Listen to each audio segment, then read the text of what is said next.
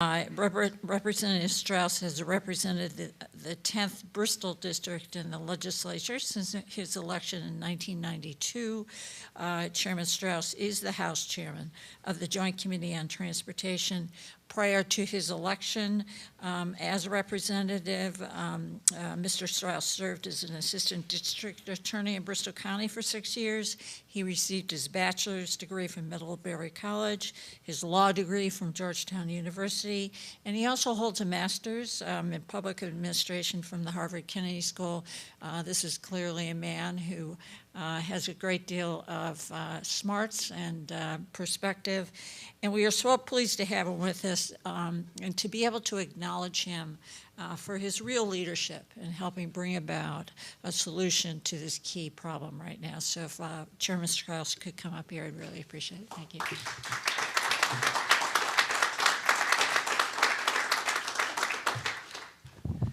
Thank you and good morning. I'm sorry, I think I was supposed to be earlier in the program. I apologize for that.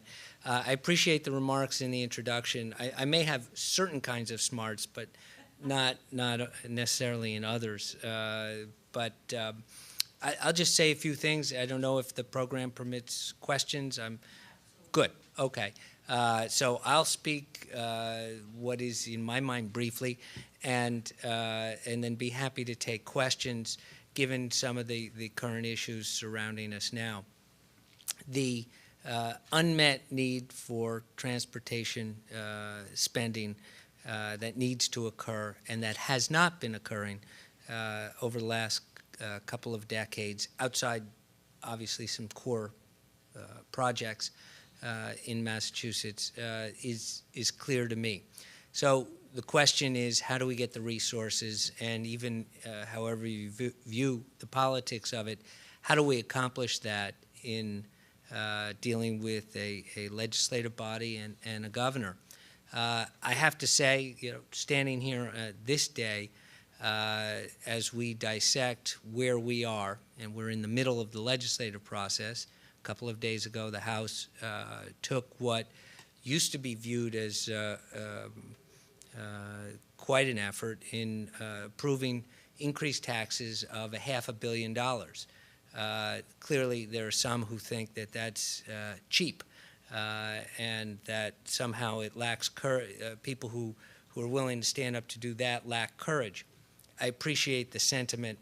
I would just direct people, not that I endorse in any way particular parts of the media, but I think if today you read Scott Lehigh's column in the Globe, you have a really accurate read as to how the debate has proven difficult.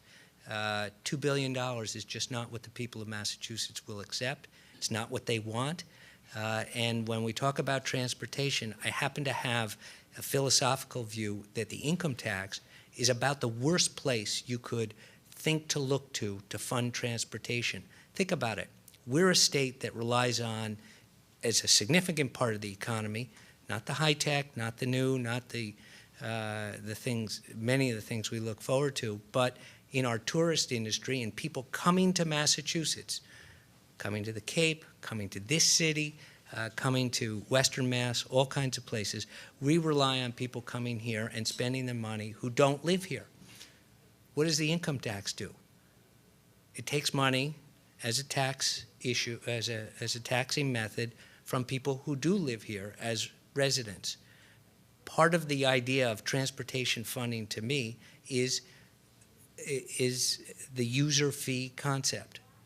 My preference, although we do have, and I'm happy to speak about it, my preference is that we look to, in transportation financing, the people who use or benefit from the system in different ways.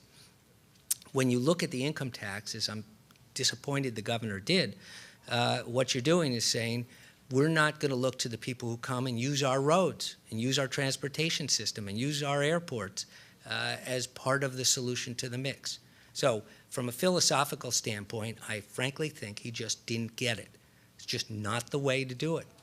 I'm not saying that about the other issues that he was advocating or is advocating for on the other programs, education, the other early childhood education. That's a different story. But to the extent he was looking to finance something like $1 billion in transportation, his approach didn't make sense. And certainly that's what I hear from the people I represent. So then you get to the issue of what's the right number. I don't need to go into that.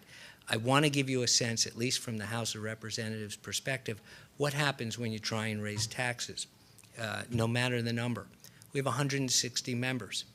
We started the debate earlier this week with approximately 30 members of the Republican Party who were going to vote no, no matter what it said. Going to vote no, no matter what it said. That's different than how that party is viewing transportation issues in other parts of the country, in other states. But that's the way it is in Massachusetts today. So now you're down to 130 representatives.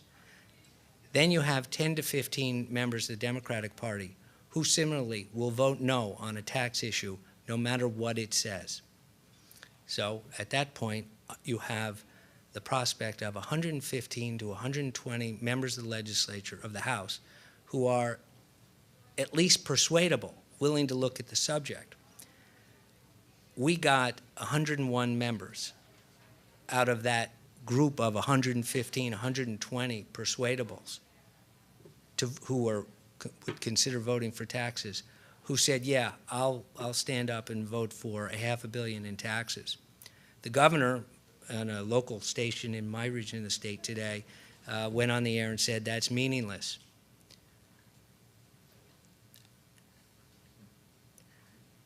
I think he's wrong. That's an incredible vote for anybody to raise taxes. I have no problem discussing whether it's a sufficient number, whether it's the right number, whether it's targeted correctly, but to go around and suggest that the House did something evil by trying to raise taxes and direct it to transportation, I don't think has helped the discussion. I really don't. So we will continue to work with him. As I said in the floor of the House, and it's interesting, the governor, I guess, meant it when he said it. When he spoke to about 20 members of the House Monday morning before the debate started and urged them to vote no to kill the bill, he said, you have to vote no because then we can start to compromise. That's a curious way to approach any legislative body, which is to advocate that a bill die so that you find yourself believe that you'll be in a bargaining position.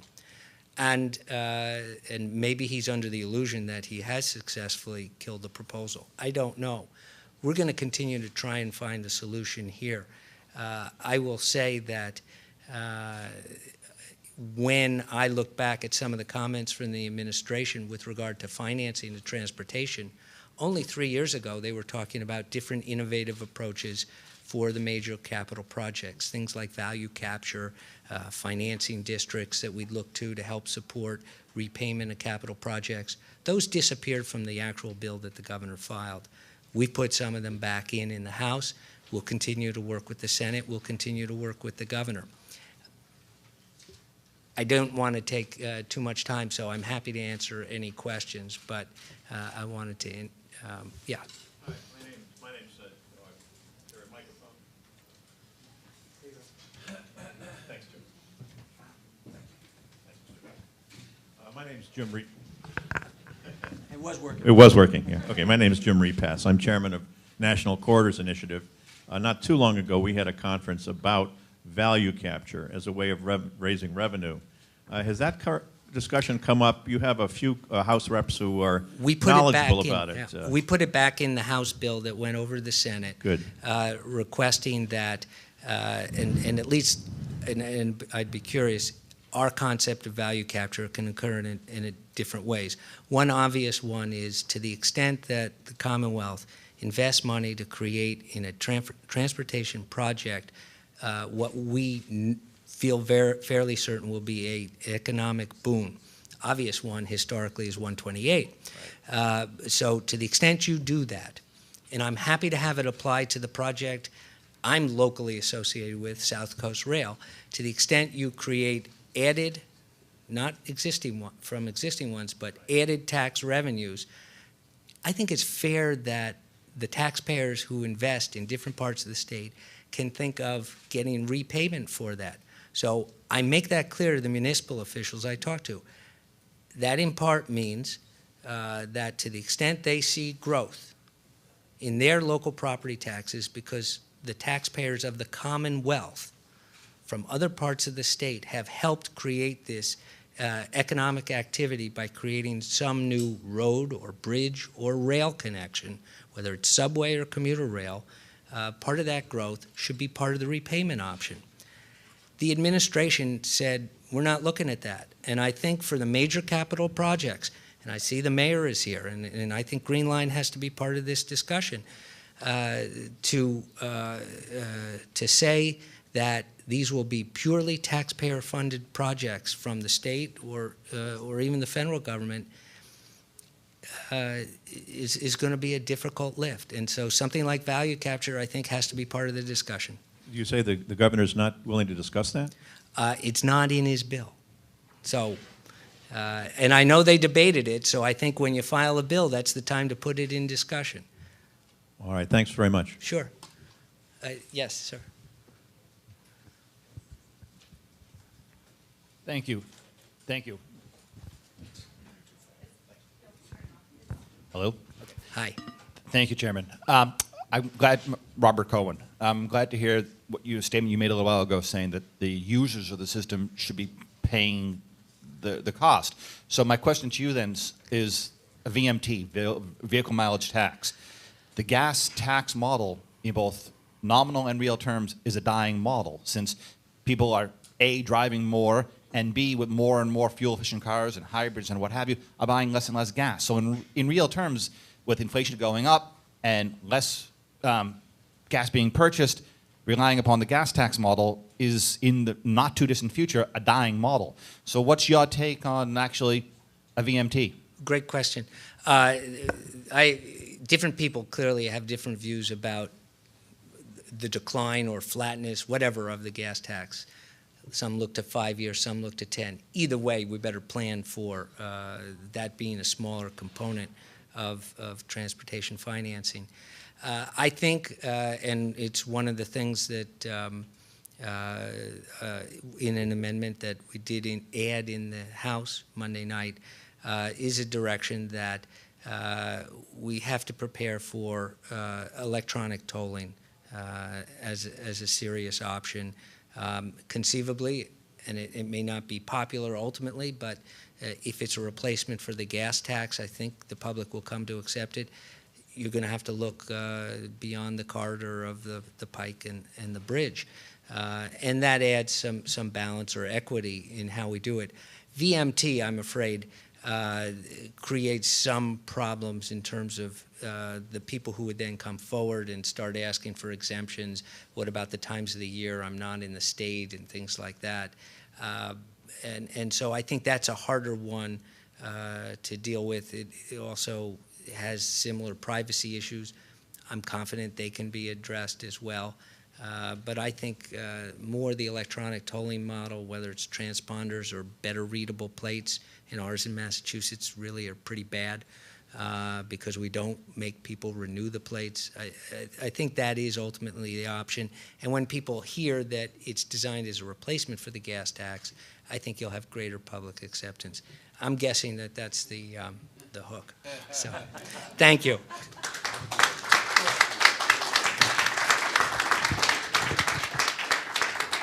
Well, Representative, I hate to cut off the questions, but we have been joined by your colleague, Senator McGee, the Senate Chair of the Joint Transportation Committee. So, Senator McGee, if you would favor us with a few remarks, we'd love to have it.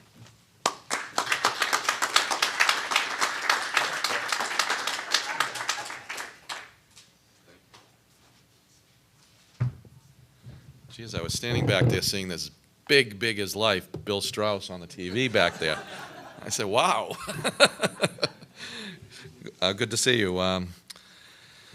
Glad to be here this morning. I think Bill outlined a little bit what's going on, and I just had a chance to speak down at the Greater Boston Labor Council, and I asked them if they knew that transportation was an issue we're facing right now, and they seem to be aware of that. So, but I think I think as we, go through the cloud of all of the different plans and discussions, and I know Bill has been able to do this over the last 2.5 years, and people in this room and probably people around the state have talked about is the focus, and where should be the focus on. What is the need in transportation?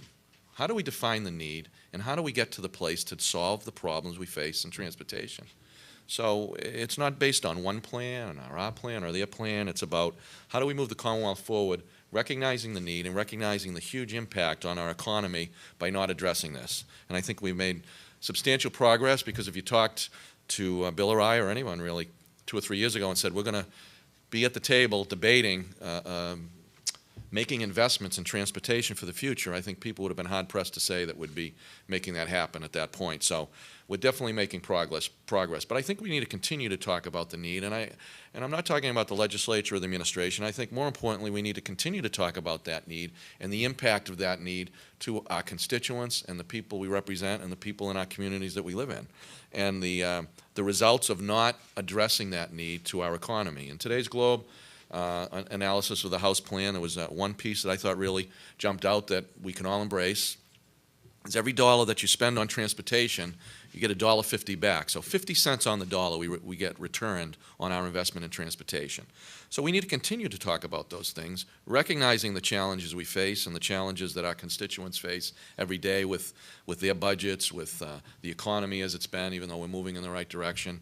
But just as importantly, recognize that not to make those kind of investments and to move in a direction that gets us to the point of meeting the real need of the infrastructure in this state, and understanding that we can see it locally, but the reality is that those local issues, down to a small piece, are identified across the Commonwealth.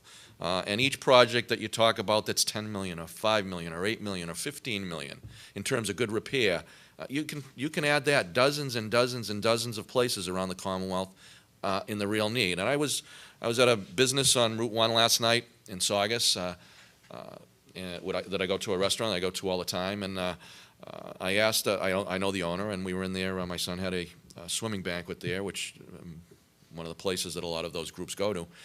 And I said to him, I said, we've eroded our gas tax 9 cents since 1991.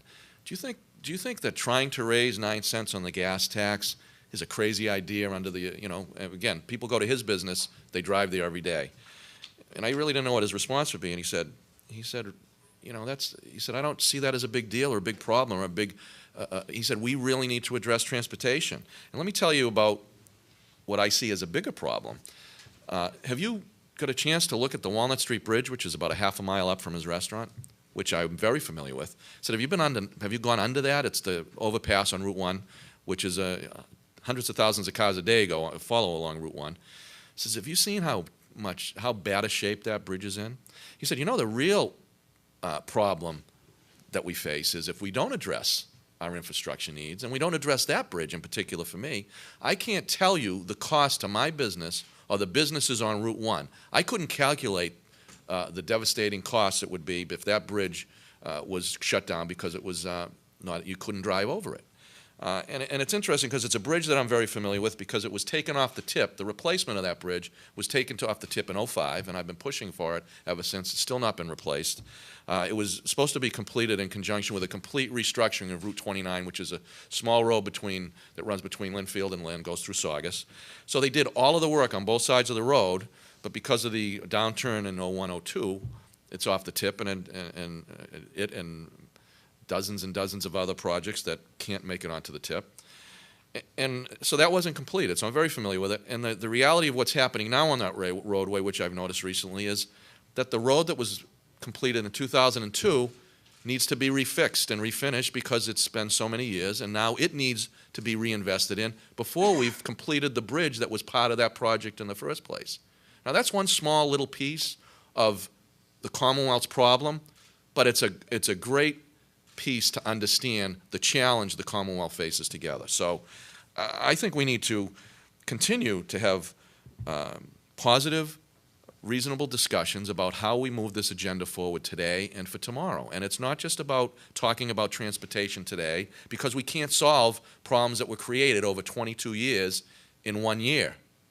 We can't say, that's it, we solved the problem, on to the next thing. Transportation, that is the key to our economy, needs to be a part of the discussion every year to make sure that the dollars we do invest and the increased revenue we do have are being spent properly, that we're doing it the right way, that we continue to build the trust with the public so that they understand we're not just asking for your money, we're asking for your money to make sure we invest on your behalf to make your lives better and to create opportunities for economic growth.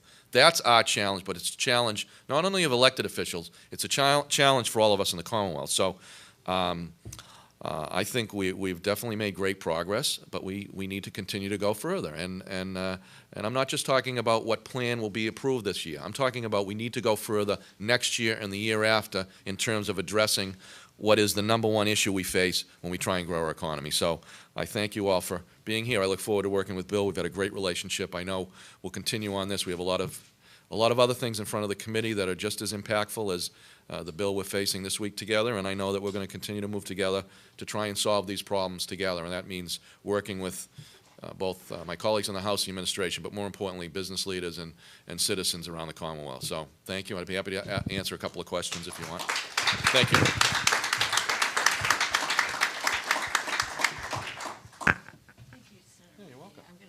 I'll just MC a few questions here for the senator, and then I thought we could just very quickly go to our panel with your final advice on what should happen next, and then I'd like Paul to close this out. So a few questions for Senator McGee. Right here. Microphone right behind you. Thank you. Everyone, of course, is talking about numbers these days, and I'm curious if you could give us some insight into how the House and Senate jointly came out with their $500 million package, given the recommendations from the 2007 finance report, which called for roughly $1 billion a year, and given the mass taxpayers, not exactly the most liberal group, saying that a minimum of 800 was needed. I was wondering what the rationale was for the $500 number. That's a great question, and I think what we've put in place is a framework, and you also have to, I think, based on what you can get done. So what can you get done, and what can you build enough support for? And I've said this all along. What people ask me all the time, well, what are you going to do for revenue, and what's the number, and what's the tax you're going to raise, and how you're going to get there? And I've said it, and I'm sure Bill's heard it many times. It's what we can build 81 members in the House and 21 members in the Senate to approve and get to the governor and hopefully get passed. So we're dealing with a number that is, I believe, real, but we're also dealing with something, an ability to move the agenda forward. So that's where the framework came into place. The House had a chance to debate that, talk about the numbers that are out there. We'll have that opportunity as well. You know, I don't think there was any clear-cut answer as to what the real number would be. It was just a question on how do we move the agenda forward, and that discussion continues. And we'll be dealing with that today and tomorrow in the Senate. And we'll have, I think, amendments due by 5 o'clock, and we'll have a chance to debate that question, I think, as well as we move forward on the Senate side. All right. One more question for Senator McGee. Back here, Tom? Rick? Hi, thank you very much. I'm Rich Parr. I'm the research director for the Massing Polling Group. Before that, I worked at A Better City, so I was involved actually with Tony and AECOM on this other report. But I just want to thank Representative Strauss and Senator McGee for being here and for being leaders on this. Massing conducted a couple of different opinion polls in the past couple of years about this very issue of transportation finance, and we found surprising support for the idea of investing in transportation. But people are also concerned. You know, we asked them if they'd be willing to spend money to create a sustainable funding stream for transportation. And they were. You know, 50%, 60% or so said that they'd be willing to spend $50 more a year. The number goes down, obviously, as you ask more, as you would expect.